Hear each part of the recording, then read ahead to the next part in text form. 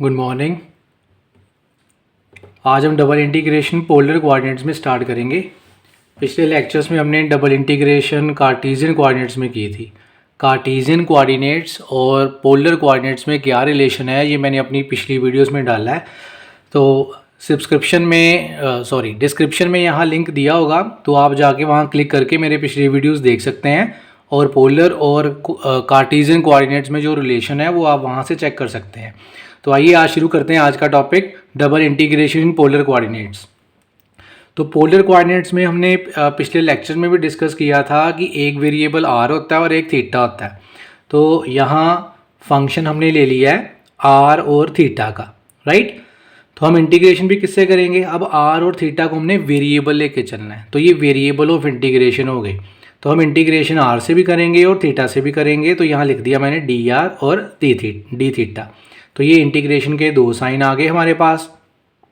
तो यहाँ मैंने थीटा की लिमिट्स ली हैं थीटा 1 से थीटा 2 और आर की लिमिट्स मैं ले रहा हूँ f1 थीटा से f2 थीटा। तो ये क्या चीज़ है डबल इंटीग्रेशन पोलर में, तो आप रिकॉल कीजिए हमने कार्टेशियन में 3 रूल किए थे डबल इंटीग्रेशन के। जब लिमिट्स दोनों की दोनों x और y की कांस्टेंट हो, y की लिमिट जो y की कर्व है वो इन टर्म्स ऑफ x हो, और जो थर्ड केस था जब x वेरिएबल की जो लिमिट्स हैं वो इन टर्म्स ऑफ y हो।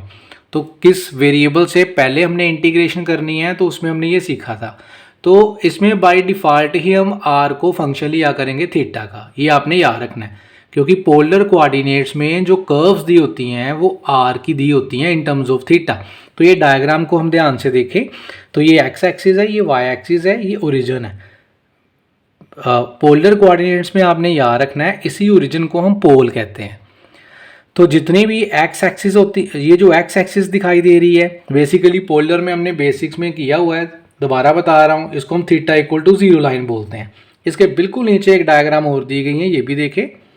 ये जो एक्स एक्सिस है इसका नाम है थीटा इक्वल टू 0 लाइन। जब हम इसको एंटी क्लॉकवाइज डायरेक्शन में रोटेट करेंगे तो थीटा की लाइन्स ही बनेंगी ये सारी की सारी।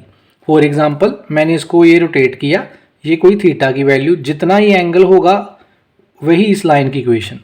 फिर मैंने इसको फर्दर रोटेट किया यहाँ से यहाँ, ये मैं इसकी एक रोटेशन दिखा रहा हूँ 45 डिग्री पे। तो इसका मतलब है इस लाइन ने एक्स एक्सिस के साथ एंगल बनाया 45। तो इसी की इक्वेशन हो गई थीटा इक्वल्स टू 45, मतलब जितना ये एंगल वही इस लाइन की इक्वेशन। ये आपने याद रखना है, पता है आपको बेसिकली, फिर भी आपको मैं ये रिकॉल करवा रहा हूँ रिजल्ट। तो आपने इसको दिमाग में बिठा के चलना है लिमिट्स ऑफ इंटीग्रेशन निकालने के लिए। तो ये लाइन और ये लाइन आपस में परपेंडिकुलर हैं। बेसिकली इसी लाइन को हमने 90 पे रोटेट किया, तो ये एंगल कितना हुआ 90 थीटा। तो इस लाइन की इक्वेशन थीटा इक्वल टू π/2। इसी लाइन को जब हम 180 पे रोटेट कर देंगे तो ये बन जाएगी थीटा इक्वल टू पाई।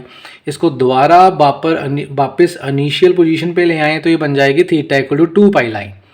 तो ये लाइन कितना है, ये 270 एंगल बनाएगी। This is theta equal to 3π/2 line. तो आपने याद रखना है इसको theta equal to minus π/2 line भी हम ले सकते हैं अगर हम जो अपने मेजरमेंट है अगर वो क्लॉकवाइज डायरेक्शन में ले तो। बाई कन्वेंशन हम एंटी क्लॉकवाइज लेते हैं, लेकिन अगर हम चाहें तो इस लाइन का नाम थीटा इक्वल्स टू माइनस π/2 ले सकते हैं जब यहाँ से हम क्लॉकवाइज मूव करेंगे। तो चलो क्वेश्चन पे वापस आ रहा हूँ बेसिस के बाद। तो ये हमारे पास टॉपिक है आज का जो हम कर रहे हैं, पोलर कोऑर्डिनेट्स में इंटीग्रेशन करनी है डबल। तो ये हमें जब भी कोई कर्व दी होगी, ये फर्स्ट कर्व है r equal to f1 theta, इसको मैंने ऐसे ट्रेस किया है। r equal to f2 theta, इसको मैंने रफ ट्रेस ऐसे किया है। तो ये एक लाइन है theta equals to theta 1 line, ये एक लाइन है theta equals to theta 2 line. तो बेसिकली जैसे हमने कार्टेशियन में किया था, यहाँ ये जो एरिया मैं शेडेड कर रहा हूँ इस पेंसिल के साथ, ये हमारा रीजन है, यहाँ से हमने लिमिट्स ऑफ इंटीग्रेशन की वैल्यू निकालनी है, या अपनी डबल इंटीग्रल को हमने इस एरिया के ऊपर वैल्यूएट करना है, ये जो मैं शेडेड कर रहा हूँ। आप देखिए ध्यान से। तो रूल हमारे सेम रहेंगे, हमने एक स्ट्रिप की हेल्प लेनी है जैसे वहाँ लेते थे।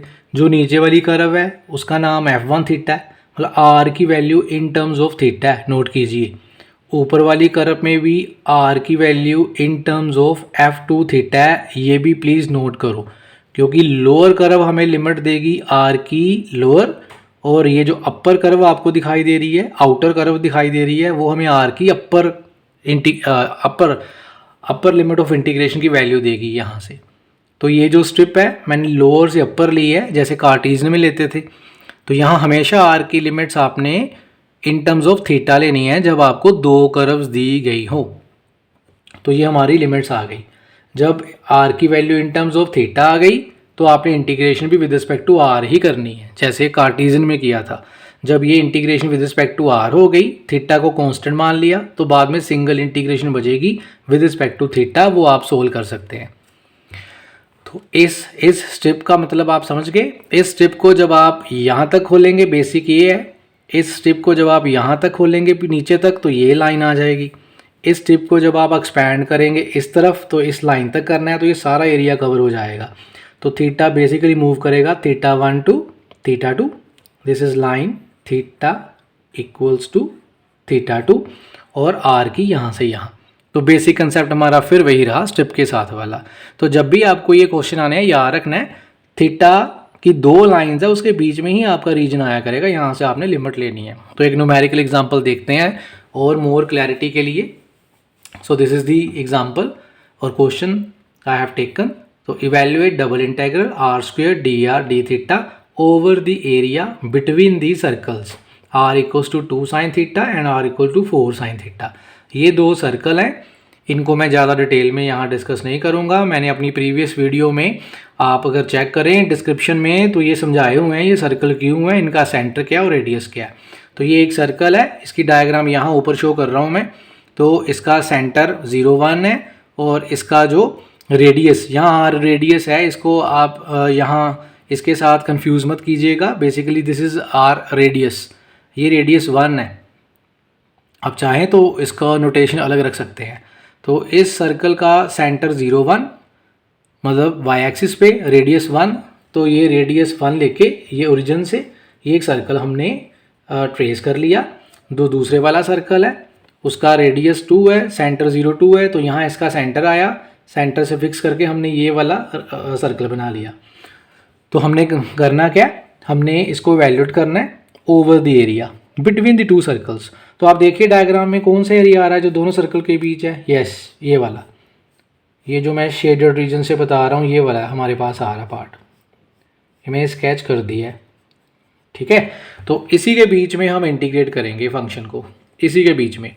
तो इसी के बीच में इंटीग्रेट करना है, आपको ऊपर ही दिया गया है मेथड जो मैंने अभी समझाया है। तो आप एक स्ट्रिप ले लीजिए, यस कहीं भी स्ट्रिप ले लीजिए। मान लो ये मैंने स्ट्रिप ली, ये मैं आपको बना के बता रहा हूँ, यहाँ ये एक मैंने स्ट्रिप ले ली। तो लोअर वाली कर्व आपको आर की लोअर लिमिट देगी इंटीग्रेशन की, अपर वाली कर्व पे यहाँ स्ट्रिप ने टच किया है वो आपको आर की अपर लिमिट देगी इंटीग्रेशन की। तो लोअर कर्व इस सर्कल की है तो आर की वैल्यू 2 साइन थीटा, ये लोअर लिमिट आ गई। अपर लिमिट ये यस ये वाले सर्कल की है तो यहाँ से आर की वैल्यू ये आपकी अपर लिमिट ऑफ इंटीग्रेशन आ गई। तो हमने आर की लिमिट्स निकाल ली। अब क्या बचा, यस थीटा की लिमिट्स। तो थीटा की लिमिट्स कैसे निकालनी है, ये एरिया देखिए कैसे कवर करना आपने। एक चीज़ ध्यान से देखिए, यहाँ दोनों में थीटा 0 पुट कीजिए, यहाँ थीटा 0 पुट करेंगे तो आर 0, यहाँ भी पुट करेंगे आर 0, तो वो ये वाला पॉइंट है, ये वाला। तो ये वाला पॉइंट बता रहा है कि हम इस लाइन पे हैं, आपको मैं बता रहा हूँ स्केच करके, हम इस लाइन पे हैं, इस लाइन पे। तो एक्स एक्सिस मैंने पहले ही बोला थीटा इक्वल टू 0 लाइन होती है। तो नीचे वाला जो पार्ट है सर्कल, यहाँ से शुरू किया हमने, सपोज कीजिए स्केच करना, तो ये लाइन आ गई वो थीटा इक्वल टू 0।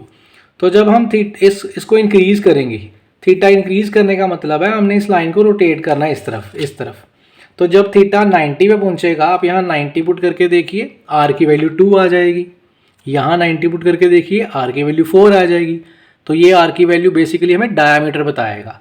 2 वैल्यू यहाँ पे है और 4 वैल्यू इस सर्कल की यहाँ पे है। तो जब हम यहाँ आ गए तो हमारा ये वाला पार्ट कवर हो गया।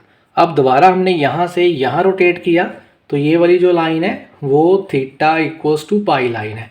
तो हमने यहाँ से स्टार्ट किया, 180 रोटेट करके हम यहाँ वापस आ जाएंगे, हमारा सारा ये वाला एरिया कवर हो गया। इन अदर वर्ड्स, इस स्ट्रिप को हम इस तरफ खोल लें, यस इस तरफ खोल लें, तो यहाँ पहुँच गए हम, ये वाला पार्ट कवर हो गया। इस स्ट्रिप को हम यहाँ तक ले आए, मतलब इसके साथ कंसोलाइड कर दें लाइन के साथ, तो ये सारा पार्ट कवर हो जाएगा। तो थीटा की लिमिट्स बनेगी 0 से पाई, ये 0 से पाई आ गई। तो अब हम स्टार्ट करते हैं एज इट इज़, जैसे क्वेश्चन करते हैं हम इसको वैसे ही करेंगे। तो r cube d r d theta,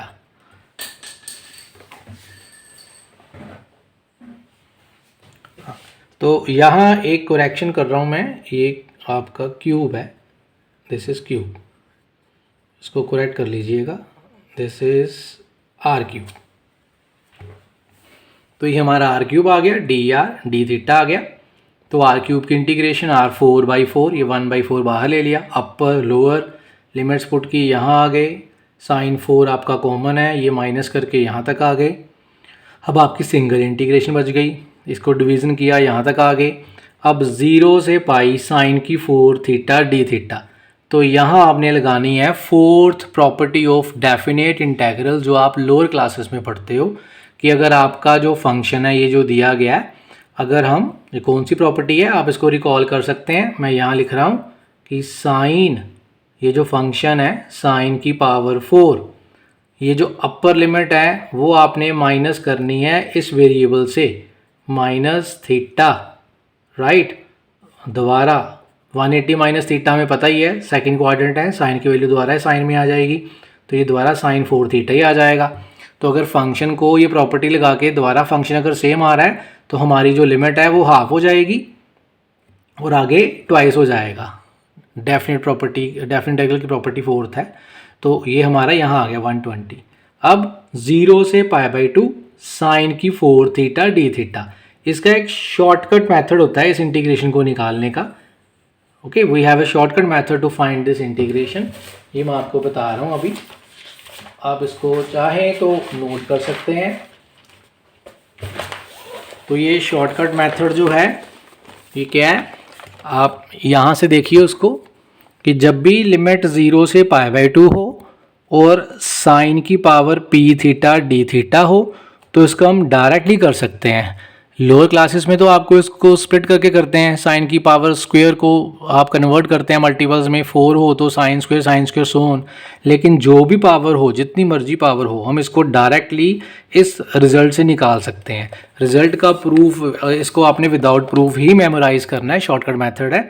इसकी वैल्यू कैसे लेनी है, यहाँ p है ना, तो p-1 से ऊपर स्टार्ट करना है और जो भी ये वैल्यू आएगी इसमें से 2 माइनस करके अगली वैल्यू लिखनी है, फिर यहाँ इसमें से 2 माइनस करके अगली वैल्यू यहाँ मल्टीप्लाई करनी है। तब तक करते रहना है जब तक पॉजिटिव जो है नंबर ना आ जाए ऊपर, 0 और नेगेटिव तक हमने नहीं जाना।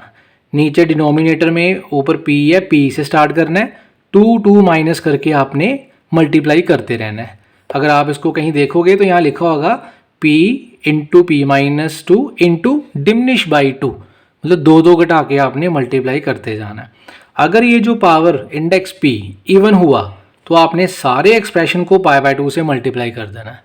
अगर ये एक्सप्रेशन ऑड हुआ, पावर अगर ऑड हुई जैसे 1, 3, 5, तो π/2 से मल्टीप्लाई फैक्टर से नहीं करना, फैक्टर ये वाला सेम रहेगा आपका, p-1 p-3, राइट। ये देखिए सेम है, p इवन है तो ये लगाना है, नहीं तो आपने नहीं लगाना। तो ये क्वेश्चन पे लगा रहे हैं हम, देखिए, ये देखिए क्वेश्चन पे वापस आइए, साइन की पावर 4 थीटा, तो यहाँ आपका p कितना है, यस 4, राइट।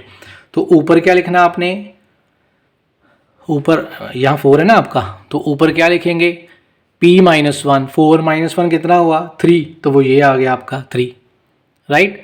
अब अगली टर्म जो यहाँ मल्टीप्लाई करनी है वो इस 3 में से 2 माइनस कर देना आपने, तो 3 में से 2 माइनस कीजिए, कितना आया 1, तो वो यहाँ लिख दिया मैंने, बेसिकली 3 × 1 आना है, एक ही बात है। तो नीचे आइए, यहाँ ये लिखा गया ऐसे मेरे से, तो आपने इसको कैसे लिख लेना है, 3 × 1। तो नीचे आइए, p कितना है 4, तो ऊपर आप नीचे आप 4 से स्टार्ट करना है। अगली टर्म जो मल्टीप्लाई करनी है, अगला फैक्टर, वो 4 से 2 माइनस करके, तो यहाँ 2 आगे क्यों नहीं लिखा, क्योंकि 2 से 2 माइनस करेंगे 0, वो मल्टीप्लाई नहीं करना। ऊपर भी ऐसे ही था, 1 से माइनस करते 2 तो नेगेटिव नहीं करना, तो यही इसका एक्सप्रेशन आएगा, यही वाला। अब ये जो 4 है ये इवन है, तो π/2 से मल्टीप्लाई कर देना है सारे एक्सप्रेशन को। तो ये आप सिंप्लीफाई करके देखेंगे, आपका आंसर आ जाएगा 42/π। तो ये मैंने एक इम्पॉर्टेंट प्रॉब्लम ली थी, इसकी कुछ प्रॉब्लम्स मैं और आपके साथ शेयर करूँगा, वो प्रैक्टिस के लिए आप सोल्व कर सकते हो। तो ये हमारा टॉपिक था आज का, double integration in polar coordinates. तो नेक्स्ट लेक्चर में हम नया टॉपिक स्टार्ट करेंगे, ठीक है, उस टॉपिक को हम जो हम कवर करेंगे that is very important topic, that will be the change the order of integration, जो एग्जामिनेशन पॉइंट ऑफ व्यू से भी आपको अक्सर पूछा जाता है। तो थैंक यू।